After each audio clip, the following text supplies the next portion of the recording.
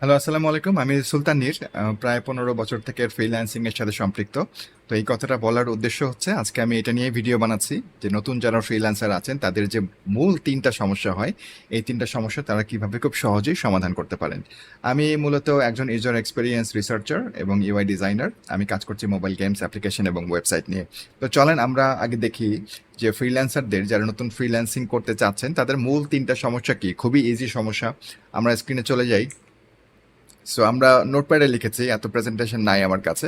তো দেখেন, প্রথম যে সমস্যা সেটা হচ্ছে যে আহ, নতুন ফ্রিল্যান্সার যারা আছে তারা প্রথমে কি স্কিল শিখবো সেটা বুঝতেছি না। এটা এক নম্বর সমস্যা যে ভাই কি স্কিল শিখবো এটা আমি জানি না। কোন স্কিলে শিখলে ভালো হবে, কোন স্কিল শিখলে আধা ঘন্টা শিখলেই ২-৩ লাখ টাকা মাসে কামানো যাবে, এরকম স্কিল আমরা খুঁজে পাচ্ছি না। এটা একটা বড় সমস্যা। দ্বিতীয় যে সমস্যা সেটা হচ্ছে যে যা স্কিলস আছে তা কিভাবে কাজে লাগাবো। ধরেন যে আমি খুব সুন্দর করে কথা বলতে পারি, অথবা আমি ধরেন খুব ইংরেজি ডিপার্টমেন্টে পড়ছি, বাট এটাকে আমি কিভাবে কাজে লাগাবো এটা আমি জানি না। আরেকটা হচ্ছে যে কোথায় শিখবো, ফ্রিল্যান্সিং শিখবো নাকি আমি কোনো একটা স্কিল শিখবো নাকি আমি কমিউনিকেশন শিখবো নাকি সবকিছু কোথাও কোনো এক জায়গা থেকে শিখবো, এইটা আমি বুঝতে পারতেছি না ভাই। এত এত মেন্টর, কোথায় কি শিখবো, I have completely no idea. So এই ৩টা বিষয় নিয়ে আমি আজকে আলোকপাত করব। তো আসেন তার আগে আমরা একজনের মেসেজ পড়ি। আমাকে এক ছোট ভাই মেসেজ করেছেন। রিসেন্টলি একটা ওয়ার্কশপে তার সাথে আমার পরিচয়। তো তার মেসেজটা যদি আমি একটু আপনাদের সামনে হাইলাইট করে পড়ি। উনি আমাকে বলেছিলেন সালাম দিয়ে যে আমি আপনার সম্পর্কে এখান থেকে জানতে পেরেছি, একজন সাজেস্ট করলো। আমি নিজেও ফ্রিল্যান্সিং করতে চাই, উনিও ফ্রিল্যান্সিং করতে চান। তবে তবে কি বলেছেন যে আমি কিভাবে শুরু করবো বুঝতে পারছি না। যেই সমস্যাটা যেটা বললাম, কিভাবে শুরু করবো বুঝতে পারছি না। আমার একজন মেন্টর প্রয়োজন এবং তার হয়ে আমি কাজ করতে চাই। খুবই ভালো কথা। এখন উনি বলেছে স্কিলস আই হ্যাভ। ওনার যে স্কিলসগুলো ওনার অলরেডি আছে সেগুলো উনি এক্সপ্রেস করেছে, সুন্দর করে লিখেছেন। Presentation skills, scientific research, data analytics, এগুলো উনি খুব ভালো পারে। অলসো ওনার ইলাস্ট্রেটরে কাজ করার অভিজ্ঞতা রয়েছে। এবং উনি পরে লিখেছে যে I have practical experiences on all of I have mentioned. যে যতগুলো কথা উনি মেনশন করেছে সবগুলোতে উনি হাতে কলমে বা প্র্যাকটিক্যালি উনি কাজ করানোর অভিজ্ঞতা আছে। সো এটা সবার থাকে না, এটা ওনার আছে, উনি লাকি একজন পার্সন। তো আমরা অনেকে কোনো জায়গা থেকে শিখি, ধরেন যে এই জিনিসগুলো আমি শিখেছি কিন্তু আমার কোনো হাতে কলমে কাজ করার অভিজ্ঞতা নাই। এটা একজন মানুষ হয় ফ্রিল্যান্সার যারা হতে চান। আবার অনেকে আছে যে বেশ কিছু জিনিস জেনে আসছেন বা সেগুলো ইউজ করতে পারছেন না, এটা এক ধরনের মানুষ হয়। তো আসেন আমরা তার মাধ্যমেই আমরা এই প্রবলেমটার সলিউশন দেই।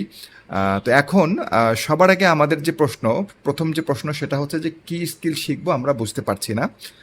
তো এই প্রশ্ন এবং বাদবাকি যে ২টা প্রশ্ন আছে সবগুলো প্রশ্নের উত্তর কিন্তু আমরা একটা ওয়েবসাইট থেকে পাই, যেটা একটা মার্কেট প্লেস, যেটার কথা আপনারা সবাই জানেন। যারা ফ্রিল্যান্সার হতে চান বা এখনও ফ্রিল্যান্সার হন নাই তারা সবাই জানেন fiverr.com একটা মার্কেট প্লেস আছে, যেটার কমিউনিটি লিডারশিপে আমি ছিলাম অফিসিয়ালি, তাদের সাথে অ্যাপয়েন্টেড।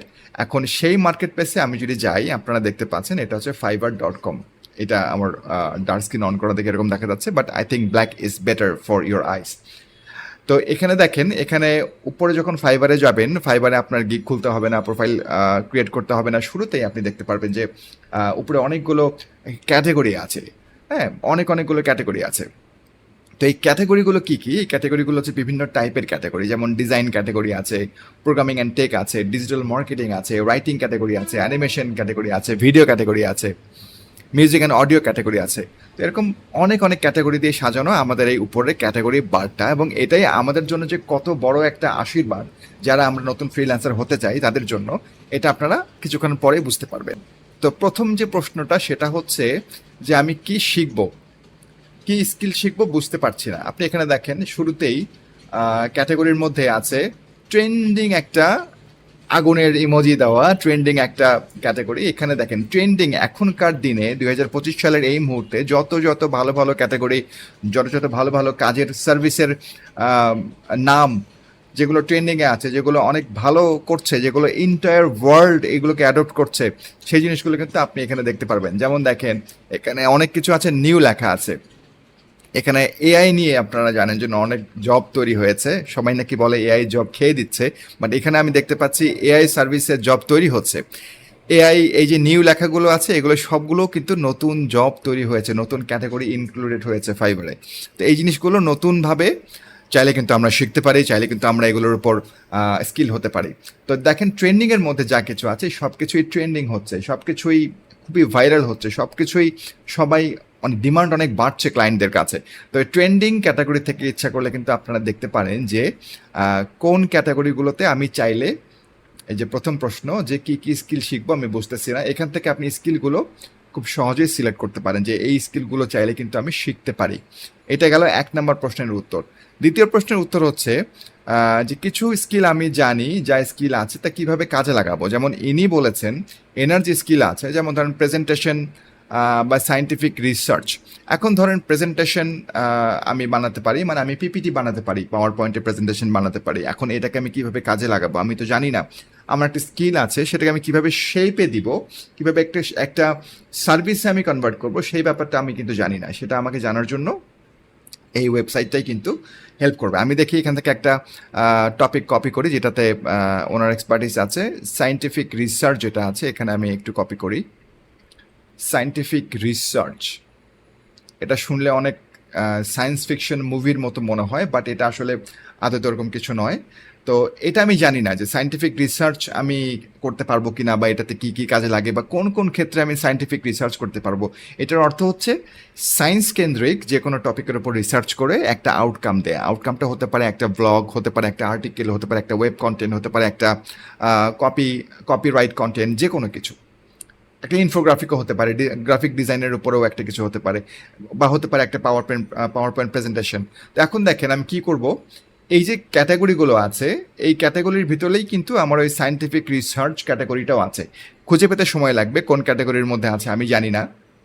আপনাদের যাদের প্রয়োজন তারা কিন্তু প্রত্যেকটা ক্যাটাগরি সুন্দর করে ঘেটে দেখবেন। আমি যেটা করব, এখানে সার্চ বার যেটা আছে একদম সার্চ করব, সায়েন্টিফিক রিসার্চ লিখে দিব একটা এন্টার। এখন দেখেন লোড হচ্ছে সায়েন্টিফিক রিসার্চ নিয়ে। এখানে দেখেন এখানে আমার 1700+ রেজাল্ট আছে, তার মানে এখানে কম্পিটিশন কিছুটা হলেও কম। অন্যান্য জায়গায় আরও অনেক বেশি আমার কম্পিটিশন। মানে কতগুলো আমার সার্ভিস আছে সায়েন্টিফিক রিসার্চ নিয়ে, সেগুলো এখানে কিন্তু দেখাচ্ছে খুব সহজেই। এরপর দেখেন এখন আমার প্রশ্ন হচ্ছে যে স্কিলটা আছে এটাকে শেপে আনবো কীভাবে, সায়েন্টিফিক রিসার্চ কিসের ওপর করবো। এখানে দেখেন আমি যদি কিছু এগুলোকে গিগস বলছে বা সার্ভিস বলছি, এগুলো যদি আমি পড়ি, উনি শুধু লিখেছে I will do scientific writing and research, শুধুমাত্র ওইটা করবে। আমি বুঝি নাই কি করব। তারপরেরটা কি বলেছে, I will scientific research and writing, এটাও আমি বুঝি নাই, উনি শুধু সায়েন্টিফিক রিসার্চ এবং রাইটিং করবে। আরও কি আছে, এই যে দেখেন I will write your health or medical article or blog. তাহলে কি উনি যেটা বলেছে হেলথ রিলেটেড যে সায়েন্টিফিক রিসার্চগুলো হয় বা মেডিকেল রিসার্চগুলো হয় স্বাস্থ্যকেন্দ্রিক, সেগুলো নিয়ে উনি রিসার্চ করবে এবং আপনাকে আর্টিকেল বা ব্লগ লিখে দেবে। এখানে সেটাই বলা আছে। এরপরে আমরা দেখেন যদি আরও যাই, I will do article on social science, sociology এবং পলিটিক্স। আপনারা অনেকেই জানেন যে আমরা কিন্তু এই সাবজেক্টগুলো নিয়ে বাংলাদেশে অনেকে পড়াশোনা করি, কিন্তু আমাদের কোনো চাকরি হয় না। ডেডিকেটেডলি এই সাবজেক্টের উপর কিন্তু তেমন কোনো জব নাই যে না টিচার ছাড়া যে আমি সোশিওলজিতে বা পলিটিক্সে আমি কোনো একটা কিছু করব। পলিটিক্সে আপনি পড়াশোনা করেই যে রাজনীতিতে চলে যাবেন ব্যাপারটা সেরকম না। সোশ্যাল সায়েন্স আছে। তো এই সাবজেক্টগুলো অনেকেই ইগনোর করে বা অনেকে একদম ঠেকায় পড়ে আমার দেখা বন্ধুদের মধ্যে এটা তাদের ওপিনিয়ন, যদিও সব সাবজেক্ট আমার কাছে অ্যামেজিং লাগে। তো এই দেখেন উনি কিন্তু এগুলোর উপর রিসার্চ করে আর্টিকেল লিখছেন, ঠিক আছে। তো যারা এরকম সাবজেক্ট নিয়ে পড়ছেন, যারা ফিজিক্স নিয়ে পড়ছেন, কেমিস্ট্রি নিয়ে পড়ছেন, তারা কিন্তু চাইলে ইজিলি এই সাবজেক্টগুলো নিয়ে আর্টিকেল লিখে কিন্তু ব্লগ লিখে ইন্টারন্যাশনালি পাবলিশ করতে পারবেন। আরও কি আছে দেখেন, এই যে মেডিকেল অ্যান্ড সায়েন্টিফিক ইলাস্ট্রেশন করতে পারে, illustration for research papers, books and journals. উনি কী করে দেখেন, এখানে দেখতেই পাচ্ছেন হার্টের ছবি, কিডনির ছবি। উনি কিন্তু একজন ডিজাইনার। উনি কী করে এই মেডিকেল যে সায়েন্টিফিক রিসার্চের যে ইলাস্ট্রেশনগুলো উনি কিন্তু করতে পারে। এটাও একটা ডিজাইন ক্যাটাগরিতে চলে গেল। আরও কি আছে, আই উইল ডিজাইন, এখানে ডিজাইনে চলে গেল। I will write, edit and improve your research and review papers. এখানে উনি যেটা করছে, উনি আপনি যে রিসার্চ পেপারটা করেছেন, যেমন আমরা অনেকে থিসিস পেপার লিখি, তাই না, আমরা আমাদের কলেজের জন্য ভার্সিটির জন্য থিসিস পেপার লিখি, বা পিএইচডির জন্য থিসিস পেপার লেখা হয়। তো উনি যেটা করে, I will write, edit and improve, আমার যদি কোনো থিসিস পেপার বা কোনো রিসার্চ পেপার থাকে বা যদি কোনো আর্টিকেলস থাকে, সেটাকে উনি দেখবে, সেটাকে উনি রিরাইট করবে, এডিট করবে এবং ইমপ্রুভ করবে। এটাও একটা ভালো কাজ হতে পারে যারা অ্যাকচুয়ালি রিসার্চ করে। কারণ আমার রিসার্চটা হয়তো বা আমি অত ভালো পারি না, আপনি আমার থেকে অনেক ভালো পারেন, অনেক ভালো শিখেছেন, সেই ক্ষেত্রে আপনি কিন্তু আমার এই কাজটাও করে দিতে পারবেন একটা টাকার বিনিময়ে। I will write and publish your academic paper.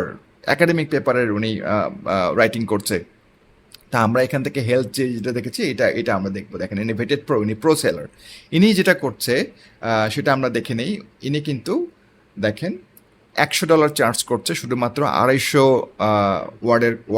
ওয়ার্ডের জন্য, এবং উনি ডিটেলস লিখে দিয়েছে উনি কি কি আর্টিকেল কীভাবে লিখছে। তারপর উনি দেখেন $200 চার্জ করছে 500 ওয়ার্ডের জন্য, এবং $400 চার্জ করছে 1000 ওয়ার্ডের জন্য। তো এটা একেবারে কম কিন্তু নয়, যদিও উনি এই লেভেলে পৌঁছতে ওনার অনেক সময় লেগেছে। উনি ভেটেড প্রো লেভেলের সেলার। তো সেই ক্ষেত্রে আপনি শুরুতেই যে এরকম একটা অ্যামাউন্ট পাবেন ব্যাপারটা সেরকম নয়, বাট আপনি শুরুটা খুব সহজেই কিন্তু করতে পারেন। আসেন আমরা এবার যাই ওনার প্রেজেন্টেশন দিয়ে যদি সার্চ করি। প্রেজেন্টেশন দেখেন, এখানে আমরা কি প্রেজেন্টেশন ডিজাইনই একটা আছে, যে প্রেজেন্টেশন ডিজাইন সার্ভিস কিন্তু একটা আছে অলরেডি। দেখেন সার্ভিসগুলোর নামও রয়ে গেছে, presentation design, Google slide presentation, redesign presentation, corporate presentation.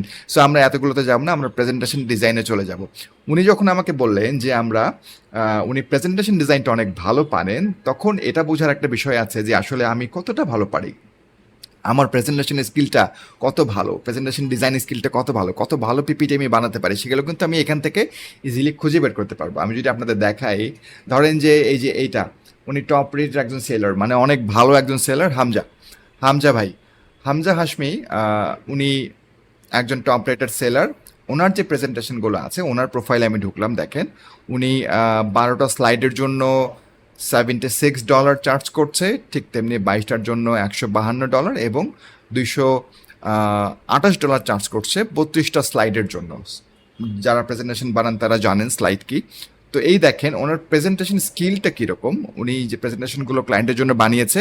এবং আরও নিচে আসলে ডেফিনেটলি আমরা ওনার পোর্টফোলিও দেখতে পারবো। এখানে ওনার পোর্টফোলিও দেখা যাচ্ছে, দেখেন 24টা প্রজেক্ট, প্রায় 30টার মতো প্রজেক্ট ওনার কিন্তু এখানে রয়েছে, যেগুলো উনি পোর্টফোলিও আকারে উনি দিয়েছেন।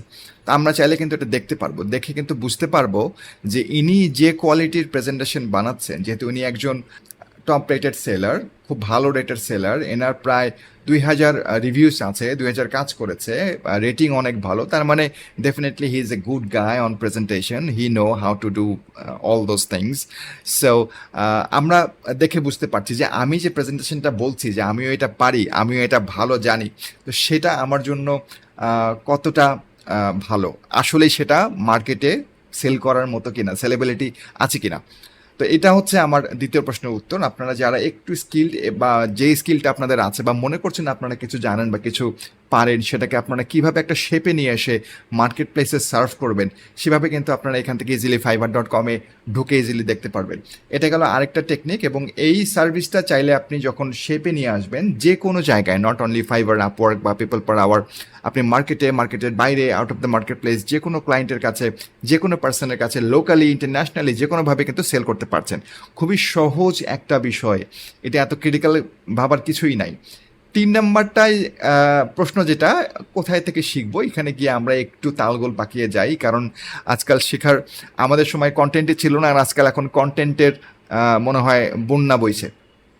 তো সেই ক্ষেত্রে কোথায় শিখবো, আমার কাছে যেটা মনে হয়, যখন আপনি কি স্কিল শিখবেন এটা মোটামুটি জেনে যাচ্ছেন, যখন আপনি জানছেন যে আপনার স্কিলটা একটা শেপে চলে আসলো, তখন আপনি মোটামুটি জানেন যে আমাকে এইটাই শিখতে হবে, এইভাবেই শিখতে হবে। এবং ওই ভাই বলেছিলেন যে ওনার একজন মেন্টর দরকার, একজন মেন্টরের আন্ডারে শিখতে। যদি আমি মেন্টর না পাই সেক্ষেত্রে কী করব, আমাকে নিজেকেই নিজের মেন্টর হতে হবে, এবং যেটা আমি শিখতে চাই সেটার একটা ওভারঅল সাইট ম্যাপ তৈরি করে ফেলতে হবে। এটা আমি প্রথমে শিখবো, এতদিন সময় নিয়ে শিখবো, তারপর এটা শিখবো, তারপর এটা শিখবো, তারপর এটা শিখবো। এরকম একটা ম্যাপিং করে নিলে হয় কি, এই শিক্ষাটা আমার একটা মেন্টরশিপ লেভেলে চলে যায়। আমি নিজেই নিজেকে যাচাই করতে পারবো, জাস্টিফাই করতে পারবো যে আমি শিখছি, কতটুকু শিখছি, এবং আমি তো কম্পেয়ার করতে পারছি ওয়ার্ল্ডের সাথে, যে না এরকম কীরকম আছে। এবং যারা ডিজাইন নিয়ে কাজ করছেন বা যারা অন্যান্য টপিক নিয়ে কাজ করছেন, এরকম ওয়ার্ল্ডে অনেক অনেক ওয়েবসাইট আছে অনলাইনে যেখানে আপনি আপনার কাজগুলো কম্পেয়ার করে দেখতে পারবেন যে আমার ডিজাইনটা কেমন, আমার আর্টিকেল রাইটিংটা কেমন হচ্ছে, আমার ডেভেলপমেন্টটা কেমন হচ্ছে। সব কিছু কিন্তু অনেক অনেক স্কোপস আছে, খুব সহজেই আছে। আপনি চাইলে অনলাইনে ঘাটলে এরকম অনেক সিমিলার ওয়েবসাইট পেয়ে যাবেন। তারপরেও অনেকে চান যে একজন মেন্টরের কাছ থেকে শিখতে। তো ডেফিনেটলি যখন একটা স্কিল আপনার গেইন হয়েছে, আপনি চাইলেই একটা মেন্টরকে হায়ার করে, দ্যাট মিন্স তার কোনো কোর্স পারচেস করে আপনি তার মেন্টরশিপ গ্রহণ করতে পারেন। এর জন্য এই ইনভেস্টমেন্টটা খুবই প্রয়োজন বলে আমার মনে হয়, কারণ আপনি র্যান্ডমলি শিখতে গেলে যে সময়টা নষ্ট হবে, আপনি যদি একটা মেন্টরের আন্ডারে থেকে সেই শিক্ষাটা নেন, সেটা অনেক কম সময়ে একটা গোছানো শিক্ষা আপনি ইজিলি কিন্তু পেতে পারেন। তবে এখানে সাবধান, মেন্টর বলতে আপনাকে বুঝতে হবে যে আসলে ভালো মেন্টর কারা, কারণ এখন সবাই কোর্স সেল করছেন, এর মধ্যে ধান্দাবাজও অনেকে আছে, এর মধ্যে ফ্রড স্ক্যাম এগুলো অনেকেই আছে, শুধুমাত্র টাকা হাতানোর জন্য অনেকেই কিন্তু অনেক কোর্স খুলে বসেছেন।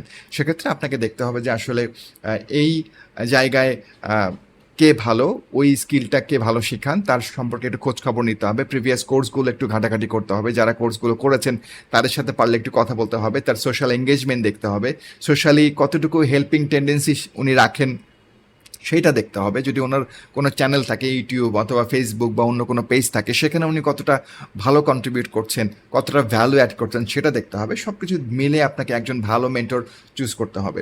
আদারওয়াইজ আমার কাছে যেটা মনে হয় মেন্টরদের ক্ষেত্রে আমি বলছি, প্রত্যেকটা মেন্টরই কিন্তু আসলে শুধুমাত্র স্কিল সেল করে না, ওনারা সেল করে ওনাদের একদম এন্টায়ার লাইফের যে এক্সপিরিয়েন্স সেটা। এখন আমার যদি কোনো কোর্স থাকে, সেটা যদি আমি সেল করতে চাই, আমি কিন্তু আমার বিগত 15 বছরের অভিজ্ঞতা সহই সেটা সেল করবো। ইটস নাথিং লাইক যে আমি ফটোশপ পারি, আমি ফটোশপ শিখাবো, ফিগমা পারি, ফিগমা শিখাবো। আমি কিন্তু একদম গত 15 বছরের একদম ক্যারিয়ার লেভেলের শুরু থেকে ধরে একদম শেষ পর্যন্ত এখন পর্যন্ত আমি যা কিছু শিখেছি, যা কিছু পেরেছি, যা কিছু পারি নাই, আমার সফলতা, আমার ব্যর্থতা, সব কিছু মিলেই কিন্তু আমি একটা কোর্স ডিজাইন করবো আপনাদের সবার জন্য। তো সেই ক্ষেত্রে এটা জানাটা অনেক ইম্পর্টেন্ট যে মেন্টরের স্টোরি কী, মেন্টরের প্রিভিয়াস এক্সপিরিয়েন্সগুলো কীরকম, উনি কতদিন ধরে মার্কেটে টিকে আছে।